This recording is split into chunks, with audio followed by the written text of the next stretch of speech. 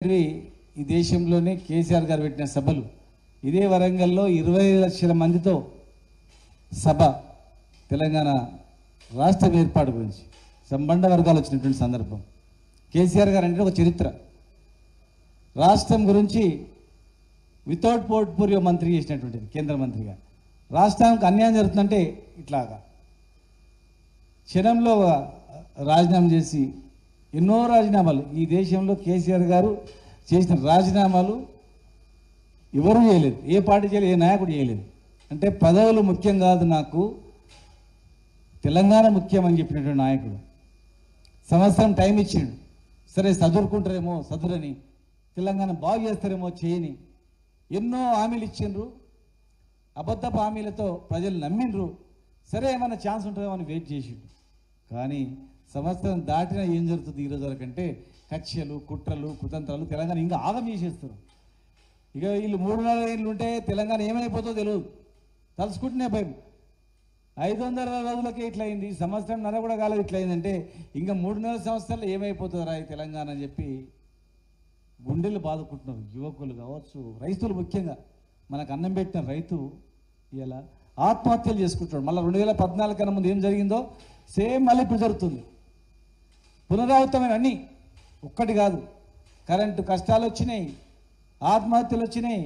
రైతులు అసలు పట్టించుకుంటూనే లేడు, ముందు చూపలేదు. ఈ ఎండాకాలం చూడండి మీరు, ఖచ్చితంగా చాలా గ్రామాల్లో పట్టణాల్లో కూడా తాగడానికి కూడా నీళ్ళు కష్టం ఉంటుంది.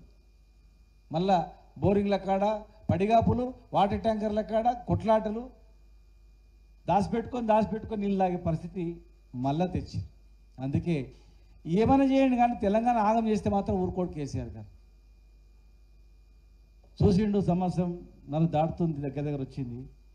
ఇక ఇట్టిగా వదిలిపెడితే ఇంకా నాశనం చేస్తారు అని చెప్పి ఇలాగ కోపంతో తెలంగాణకు అన్యాయం జరిగినా, తెలంగాణను కించపరిచినా, తెలంగాణ దిగదార్చినా, తెలంగాణను ఎవడైనా చెడుగా మాట్లాడినా ఎట్టి పరిస్థితుల్లో నేను ఊరుకోనని చెప్పి ఇలా రజతోత్సవ సభను వరంగల్ అంటే చాలా ప్రేమ.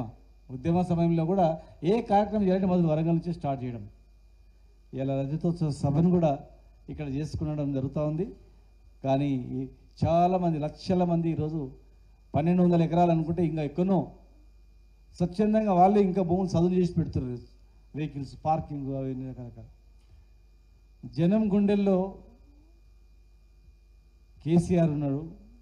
ఎప్పుడెప్పుడా అని చూస్తున్నారు. కేసీఆర్ గారు ఏం సందేశం ఇస్తాడో ఆ రోజు ప్రజలందరూ కూడా 1000 కళ్ళతో చూస్తున్నారు. వాళ్ళ సొంత పార్టీ కార్యకర్తలు కూడా ఊళ్ళలో ఎంత పని చేస్తాంరా మనము, మన కాళ్ళు మన నరుకుటిరా అనే స్థాయి ప్రతి ఒక్కరూ చూస్తున్నాం.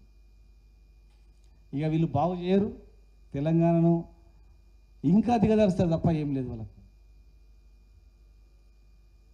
కేసీఆర్ గారు నాయకత్వంలో ఎక్కడుండే తెలంగాణను ఎక్కడ తీసుకుపోయిండు, ఇవాళ ఎక్కడికి వచ్చింది. దేశంలో అన్నం పెట్టే స్థాయి, సగము దేశానికి కరువు వస్తే కూడా తెలంగాణ నుంచి అన్నం పెట్టి బతికించే స్థాయికి రాష్ట్రంలో నెంబర్ 1 స్థానం తీసుకొచ్చిండు. జిఎస్టీ దేశంలో 3వ స్థానం తీసుకొచ్చిండు. వృద్ధి రేటు దేశంలోనే అగ్రభాగం తీసుకొచ్చిండు. ఇవాళ అన్నీ పడిపోయినాయి. టోటల్గా వ్యవస్థ మొత్తం చిన్న భిన్నం అయిపోయింది. రిటైర్డ్ అయిన ఉద్యోగులు ఇంతకుముందు వచ్చేటప్పుడు మాట్లాడాడు, వినయన కూడా ఉన్నాడు.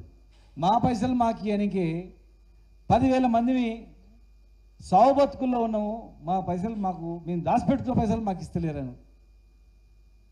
ఇక్కడ ఒక రిటైర్డ్ కాదు, ప్రజెంట్ టీచర్ సంఘ నాయకుడు వచ్చిండు, మనతో పాటు ఉన్నాడు. లేదు నేను వచ్చి మీకు వేదిక మీద నేను చెక్ ఇస్తా అంటే, వద్దురా బాబు లేనిపోని కుట్రలు చేస్తా నిన్ను, వద్దు అంటే, లేదు మేమంతా తెలంగాణ బాగుపడుతుందని తెచ్చుకున్నాం కానీ ఇంత ఆగమైతే అనుకోలేదు, నమ్మినాం, మోసపోయినాం సార్ అని చెప్పి ఒక టీచర్ సంఘ నాయకుడు ఇక్కడే ఉన్నాడు. విద్యార్థుల నుంచి మొదలుకుంటే, కులవృత్తుల నుంచి మొదలుకుంటే అన్ని విధ్వంసం చేస్తున్నాం రోజు రోజుకు. మొత్తం ఎలక్షన్ మేనిఫెస్టోని ఒక జోక్ లాగా చేసి పడేసిండ్రు. ఒక్క హామీ లేదు దానిలో. దళితులకు దళిత బంధు లేదు, బీసీలకు ఏ సహకారం లేదు, రైతులకు లేదు, ఏ ఒక్క కులానికి ఏ ఒక్క వర్గానికి ఏం లేదు. అందుకే ఈ ఆగమవుతున్న తెలంగాణను కాపాడుకునే బాధ్యత తెలంగాణ తెచ్చినోళ్ళకే ఉంటుంది కనుక తెలంగాణ పిల్లల మీద ఎవరికి ప్రేమ ఉంటుంది? తండ్రికి ఉంటుంది, అన్నకు ఉంటుంది, తల్లిదండ్రులకు ఉంటుంది. తెలంగాణ తెచ్చినోళ్ళకు ఉంటుంది కానీ తెలంగాణ వద్దనోళ్ళకి ఎట్లుంటుంది? మొత్తం చేన్లు ఎండిపోతున్నాయి. కసితో కక్షతో కాళేశ్వరం నీళ్లు నింపకుండా కాళేశ్వరం నీళ్ళు లిఫ్ట్ చేస్తే అంత బాగుందని అనుకుంటారు. మనం అబద్ధం చెప్పినామని చెప్పి ఇటు కాళేశ్వరం ఎండగొట్టిండ్రు, దేవాదుల ప్రాజెక్టుని కరెంటు బిల్లు కట్టక దాన్ని ఎండగొట్టిండ్రు. శ్రీశైలం నుంచి నీళ్ళు తీసుకుపోతుంటే చూస్తూ ఊరుకున్నారు. జూరాల నుంచి నెట్టెంపాడు నుంచి మొత్తం ఎండిపోయినాయి. తెలంగాణ మొత్తం కూడా రైతాంగం అక్కడో ఇక్కడ పండితే వడగండ్లకు అకాల వర్షానికి నష్టం పోయింది. దిక్కుతోతని దిక్కులు ఈరోజు రైతన్నలు రోధిస్తున్నారు. అందుకే వీళ్ళందరూ కూడా కొందరు నడుచుకుంటూ వస్తున్నారు, బండ్ల మీద వస్తున్నారు, రైతు మోటార్ మీద వస్తున్నారు. ఎట్లంటే ఎట్లా వస్తున్నారు. కొంతమంది టీవీలు మొత్తం రెడీగా పెట్టుకుంటున్నారు, టీవీలలో చూడాలి, దేశ విదేశాల్లో కూడా.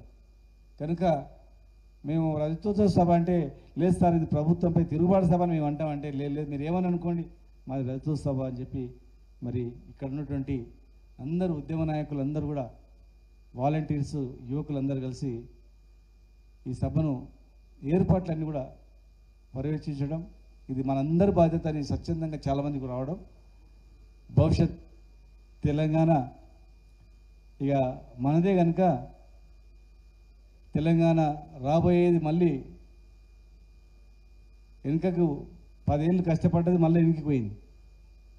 మళ్ళీ మూడవసారి కేసీఆర్ గారు ముఖ్యమంత్రి అయితేనే, కేసీఆర్ గారు ఉంటేనే ఈ రాష్ట్రాన్ని కాపాడుతున్న భావన మళ్ళీ అందరిలో వచ్చింది. కనుక అందరూ విజయవంతం చేయాలని చెప్పి, సహకరించాలని చెప్పని, ఎవరు ఇబ్బంది పెట్టాలని చూసినా మేము కూడా ఎవరు మా వాళ్ళని ఇబ్బందులు పెట్టినా రాసుకుంటాం. మా సభకు ఇబ్బంది పెట్టాలని ప్రయత్నం చేసినా ఖచ్చితంగా కూడా దాన్ని మేము గమనిస్తాం. దయచేసి అతి ఉత్సాహం ఎవరు కూడా చేయొద్దండి. ఇది ప్రజలు స్వచ్ఛందంగా వచ్చేటి సభ, ఇది స్వచ్ఛందంగా వస్తారు కనుక మరి అందరూ ఎండాకాలం కూడా ఉంది కనుక అందరూ జాగ్రత్తగా వచ్చి మన కేసీఆర్ గారు ఇచ్చే సందేశాన్ని విని పార్టీ కార్యకర్తలు కూడా నిబద్ధతతో వాళ్ళంతకు వాళ్ళే ఎంతమంది ఇప్పుడు వస్తున్నారు వాలంటీర్గా పనిచేసుకోవడానికి కూడా కనుక మరి సభ సక్సెస్ చేయాలని చెప్పని ఏర్పాట్లు పర్యవేక్షిస్తున్నటువంటి అందరూ ఇక్కడ ఉన్నటువంటి